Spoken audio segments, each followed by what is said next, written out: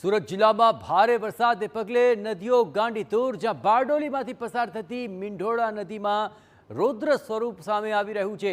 મીંઢોળા નદીના પાણી લોકોના ઘરોમાં ઘૂસી ગયા અને તેને કારણે લોકોને પડી રહી છે ભારે હાલાકી।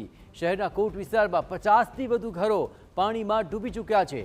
તંત્ર દ્વારા તમામ લોકોનું સ્થળાંતર કરવામાં આવ્યું। આ પરિસ્થિતિના દ્રશ્યો જુઓ, આખા ઘર પાણીમાં ડૂબી ગયા અને ઘર વખરીને પણ ભારે નુકસાન પહોંચ્યું છે।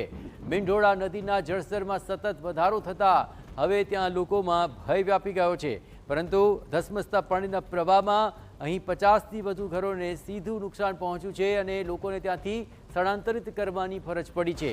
લોકોના ઘર પાણીમાં ડૂબી ચૂક્યા છે, જ્યાં મીંઢોળા નદીના જળસ્તરમાં સતત વધારો થઈ રહ્યો છે અને તેને કારણે આ પરિસ્થિતિનું થયું છે નિર્માણ।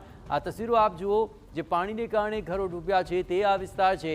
સુરતમાં ભારે વરસાદ બાદ બારડોલીમાંથી પસાર થતી આજે મીંઢોળા નદીનું રૌદ્ર સ્વરૂપ સામે આવ્યું।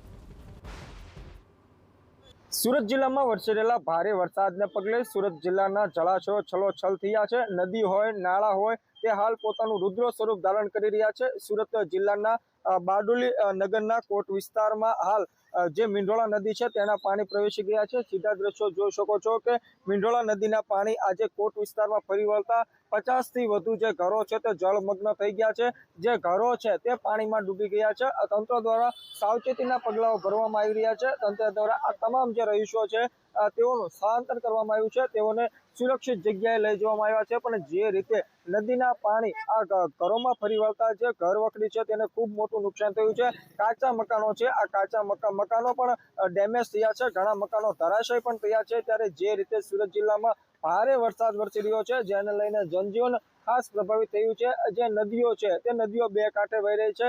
મીંઢોળા નદીની વાત કરીએ તો મીંઢોળા નદીના ઉપરવાસમાં વરસેલા ધોધમાર વરસાદને કારણે આ સ્થિતિનું નિર્માણ થયું છે। હજુ પણ જે મીંઢોળા નદી છે તેના જળસ્તરમાં વધારો થઈ રહ્યો છે, જેને પગલે તંત્ર દ્વારા સાવચેતીના પગલાં લેવામાં આવી રહ્યા છે। તંત્ર દ્વારા ખાસ અપીલ કરવામાં આવી છે કે કોઈ પણ લોકો કે જે મીંઢોળા નદી છે તેની નજીક ન જાય। ત્યારે જે રીતે સુરત જિલ્લામાં ભારે વરસાદ વરસ્યો, આ આશીર્વાદરૂપ ગણાતો વરસાદ હાલ લોકો માટે આફતરૂપ સાબિત થઈ રહ્યો છે।